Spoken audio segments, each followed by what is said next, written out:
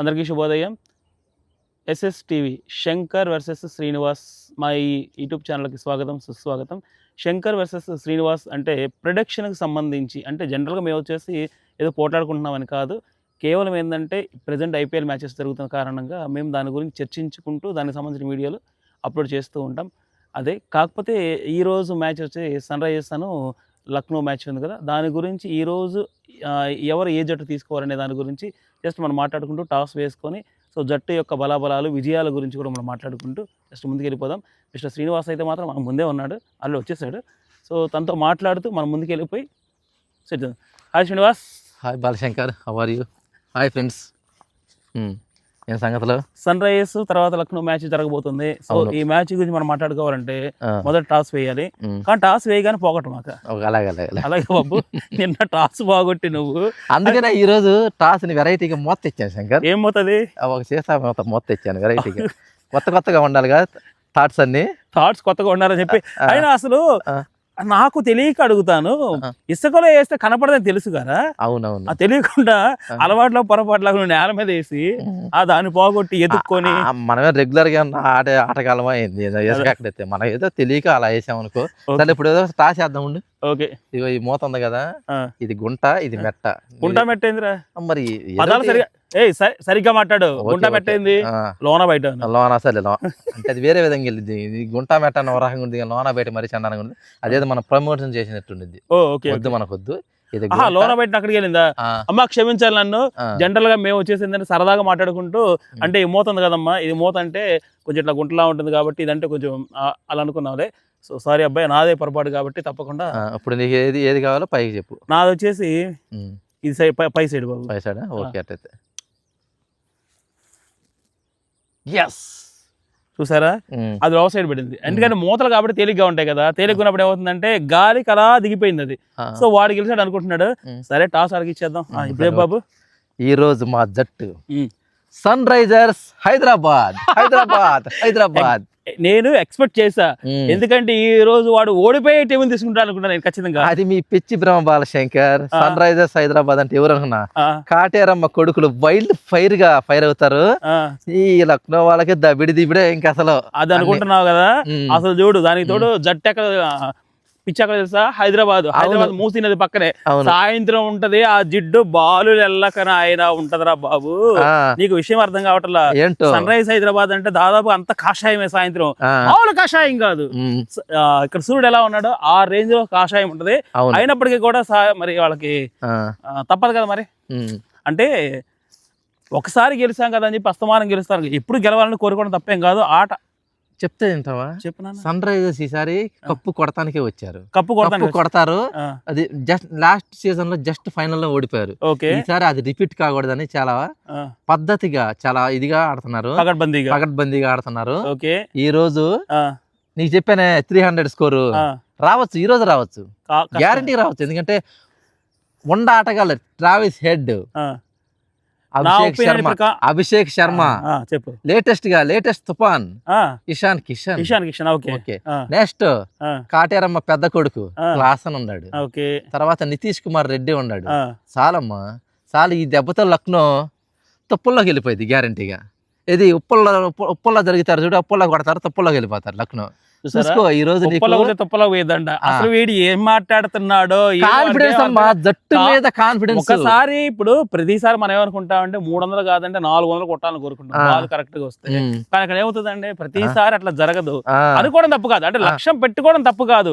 100% పెట్టుకోవాలి. నేను ఆంధ్ర వాడే కాబట్టి మా జట్టు గెలవాలని కోరుకోవడం అసలు ఏ మాత్రం తప్పులేదు. అమ్మా ఇక్కడ ఆంధ్ర తెలంగాణ అని కాదమ్మా, తెలుగు జట్టు, తెలుగు రాష్ట్రాలకు సంబంధించి నేను చెప్పే కదా, తెలుగు జట్టే గెలవాలని కోరుకోవడం తప్పేం కాదు 100%. కానీ ఏంటంటే అక్కడ ఉన్నటువంటి విధి విధానాలు బట్టి, గ్రౌండ్ క్లియరెన్స్ బట్టి ఇవన్నీ కూడా ఏంటంటే ఫస్ట్ అంచనా వేయడం తప్పు కాదు. అంచనాలు వేసినప్పటికీ కూడా ఏంటంటే ఆడే విధానాన్ని బట్టి, ఆటగాళ్ళ ఆడే విధానాన్ని బట్టి అప్పటికప్పుడు జరిగిపోయేది. ఎందుకంటే ఇప్పుడు డ్యూ ఎక్కువ వచ్చింది అనుకోండి, ఆటోమేటిక్ ఏంటంటే బాల్ జరిగిపోతా ఉంటది. కానీ తగ్గట్టుగా వేస్తూ ఉంటేనే ఆల్మోస్ట్ మాకు అవన్నీ అవసరం లేదయ్యా. ఏ బాల్ వేసినా బాదుడు మీకు మా సమ్మ మొగుళ్ళే అందరూ. అది ఒకడు పోతే ఒకడు, నువ్వు అయిపోవా, బాధపడవు, నేనున్నాను మిత్రమా. ఓకే, అది అనేవాళ్ళే గాని ఆ, అర్రే రే రే రే ఇది అయిపోయాడా ఆ. బాధపడే విషయం ఏం ఉండదు. మాస్కి ఊర మాస్ చూపిస్తారు ఆనికి. ఉమ్. లక్నో వాళ్ళకి దబిడి దిబిడి దబిడి దిబిడి దబిడి దిబిడి దబిడి దబిడి దిబిడే అది. సో 100% నువ్వైతే మాత్రం లక్నో ఓడిపోయింది. సన్ రైజర్స్ హైదరాబాద్ మాత్రం ఈసారి 300 కొట్టి టార్గెట్ 300 రీచ్ అవ్వచ్చు ఈ రోజు, చెప్పలేము. 300 అయ్యిద్ది కూడా అది అన్ని కలిసి వస్తే. సన్ రైజర్స్ కానీ గెలుపు మాత్రం Sunrisers Hyderabad. Okay, no అది. ప్రాబ్లం. మీ లక్నోలో ఊహించుకోవడం తప్పేం కాదు, ఊహించుకోవద్దు, ఊహించుకోవడం తప్పేం కాదు, ఆ. ఊహించుకో. ఎందుకంటే అది చెప్పడం సాధ్యం కాదండి. ఎందుకంటే జయాపజయాలు దైవాదినాలు. దాంతో పాటు ఇంకొక విషయం కూడా ఏంటంటే ఆటగాళ్ళ యొక్క సామర్థ్యాన్ని బట్టి ఉంటది.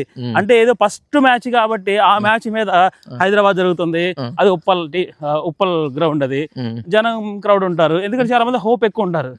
మొదటి నుంచి మన జట్ల గురించి చాలా ఎక్కువ చెప్పుకుంటా తీసుకొచ్చి లాస్ట్ మూమెంట్ తుస్తరిపిస్తారు. ఇప్పుడు ఇది కూడా అంతే. ఇప్పుడు అలా ఉండదమ్మా, ఆ. ఇప్పుడు అలా ఉండదు. ఎవరు అనుకున్నా కెప్టెన్ ప్యాట్ కమిన్స్, అన్నాడు కాదుగా. మహమ్మద్ సమీ ఆ, బౌలర్. ఓకే.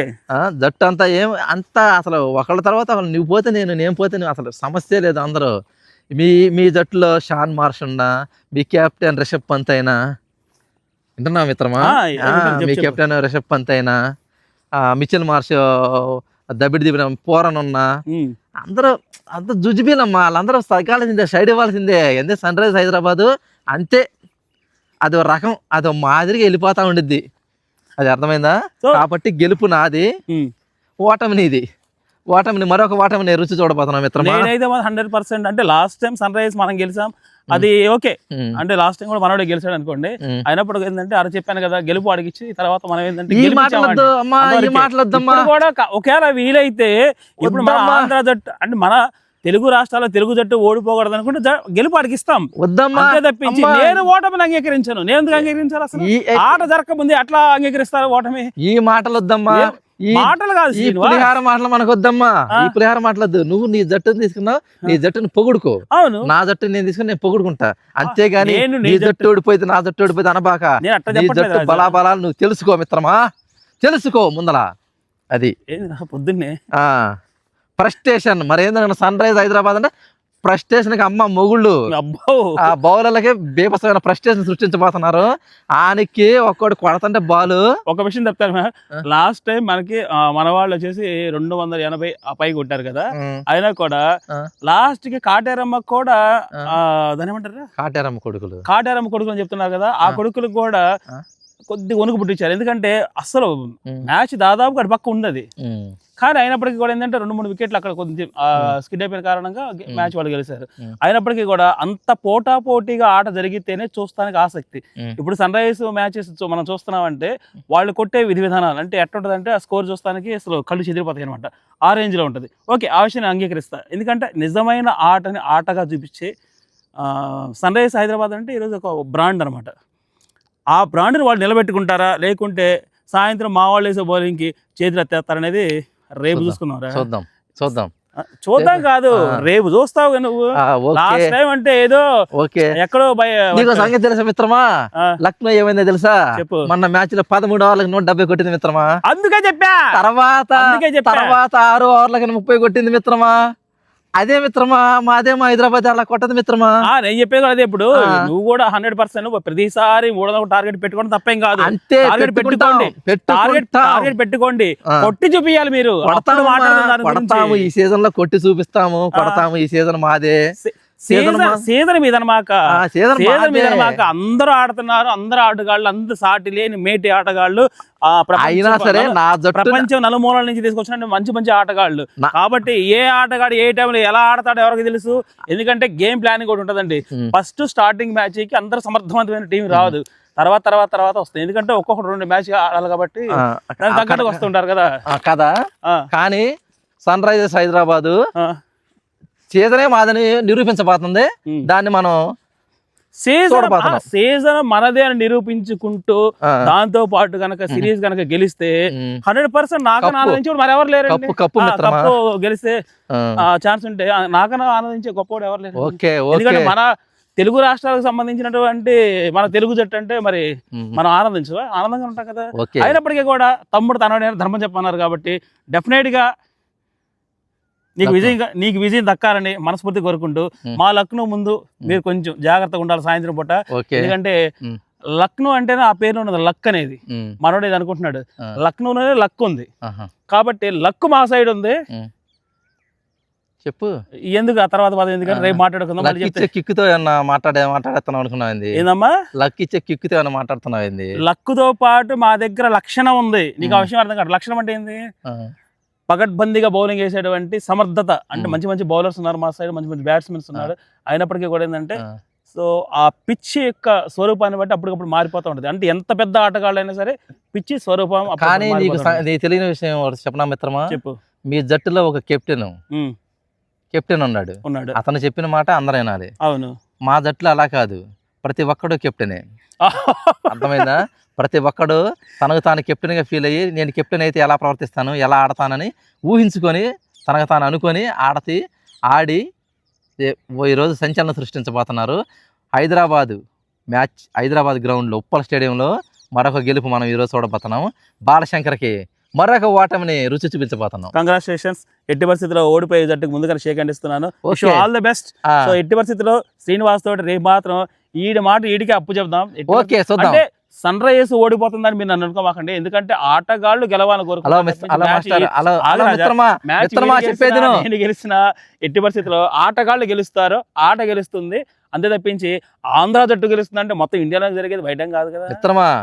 ఇక్కడ జట్టు ఒకటి తీసుకున్నావు, ఆ జట్టు తరఫునే మాట్లాడు. మళ్ళీ నీకు సన్ రైజర్స్ గెలిచిన తెలుగు జట్టు ఇవన్నీ నీకు అనవసరం. నువ్వు టాస్ ఓడిపోయి నీకు వచ్చిన జట్టును నువ్వు తీసుకున్నావు. టాస్ గెలిచి నీ జట్టును పొగుడుకో, నా జట్టును నేను పొగుడుకుంటాను. నా జట్టును నువ్వు పొగడాల్సిన అవసరం లేదు, నీ జట్టును నేను పొగడాల్సిన అవసరం లేదు. నీది నీదే, నాది నాదే. ఓకే. సో శ్రీనివాస్ చెప్పడానికి మెయిన్ కారణం ఏంటంటే బెట్టింగ్స్ అనేది చాలా టూ మచ్ అండి. ఎందుకంటే సంసారాలు నాశనం అయిపోతుంటాయి. అసలు చెప్పనక్కర్లా, మొత్తం చాలా అల్లకల్లాలు అయిపోతుంటాయి. పిల్లలు దాకా ఈ మధ్యకాలంలో బాగా ఎడిక్ట్ అయిపోతున్నారు. పిల్లల ముందు త్వరగా దాని నుంచి బయటపడేయాలి. పిల్లల మీద మాత్రం ఖచ్చితంగా తల్లిదండ్రులు అనే వాళ్ళు కన్నేసి ఉంచండి. కొంతమందికి ఏంటంటే అమ్మతోటి ఎక్కువగా ఇంటరాక్ట్ ఉంటుంది, నాన్నతో కొంతమందికి ఇంటరాక్ట్ ఉంటుంది. సో అయినప్పటికీ కూడా కొద్దిగా మీరు అంటే నాన్న మందలిస్తూ ఉంటే అమ్మ పిల్లని వెనకేసుకు రావడం సహజం. కొంతమంది ఏంటంటే అమ్మ తిడుతుంటే నాన్న వెనకేసుకు రావడం, ముద్దు చేస్తూ ఉంటాం. ఆ ముద్దు చేయడం తప్పని నేను అంటలేదు, 100% చేయండి. కానీ పిల్లల మీద ఒక కన్నేసి ఉంచండి. ఎందుకంటే పిల్లలు ఏం చేస్తున్నారు ఏంటి, ఆ ఫోన్ పట్టుకొని ఎలా అనేది కొద్దిగా మీరు ఆలోచించండి. సో ఈ విషయం పక్కన పెట్టేస్తే ఎగ్జామ్స్ జరుగుతున్నాయి, అందరూ కూడా చక్కగా చదువుకొని ఎగ్జామ్స్ రాసి తల్లిదండ్రుల కన్నా కళను నిజం చేయాలని మనస్ఫూర్తిగా కోరుకుంటూ రేపు ఎట్టి పరిస్థితిలో సన్ రైజర్స్ హైదరాబాదు మరి మా లక్నో జట్టు 2 ఆడుతున్నాయి ఈరోజు ఈవినింగ్. రేపు ఏ జట్టు గెలిచింది, ఏ జట్టు ఓడిపోయింది అనేది సాయంత్రం మీకు తెలిసిపోయింది. అయినా మేము కొంచెం మళ్ళీ రివ్యూ చేస్తాం కదా. మేము ఏదైనా పోట్లాడుకోవట్లేదు, సరదాగా జాగింగ్కి వస్తూ ఉంటాం. కాకపోతే మా ఇద్దరి మధ్య ఏంటంటే అది ఫస్ట్ నుంచి మా ఇద్దరికి ఉన్నది ఈగో. అంటే వీడి మీద వీడికి ఈగో, నా మీద నాకు ఈగో. కాదు వీడి మీద వీడికి ఈగో, వీడి మీద మళ్ళీ నాకు ఈగో ఉంటుంది అనమాట. అందువల్ల చెప్పు. సో చెప్పు చెప్పడం కాదులే. అందువల్ల సో ఎట్టి పరిస్థితుల్లో లక్నో 100% గెలిచే అవకాశం ఉంది కాదు, గెలిచింది. సరే సన్ రైజర్స్ హైదరాబాద్ కూడా 100% గెలిచిందని వాడు అనుకుంటున్నాడు. సో పిచ్చి స్వభావం అప్పటికప్పుడు మారిపోయింది. ఎందుకంటే అది మూసీ నది పక్కన ఆ జట్టు ఉంటుంది, మూసీ నది పక్కనే ఆ గ్రౌండ్ ఉంటుంది. కానీ అక్కడ ఏంటంటే మళ్ళీ ఈరోజు ఈవినింగ్ కూడా కొంచెం తేమ వచ్చే అవకాశం లేకపోలేదు. కానీ సెకండ్ బ్యాటింగ్ చేసేవాడు మాత్రం 100% చేజింగ్ చేయలేరు అనేది నా ఒక ఉద్దేశం. ఫస్ట్గా లక్నో కనుక ఆ టాస్ గెలిచి కనుక బ్యాటింగ్ తీసుకున్నారంటే మాత్రం ఎట్టి పరిస్థితుల్లో సన్ రైజర్స్కి చొక్కలు చూపించాను. భయపడక మిత్రమా.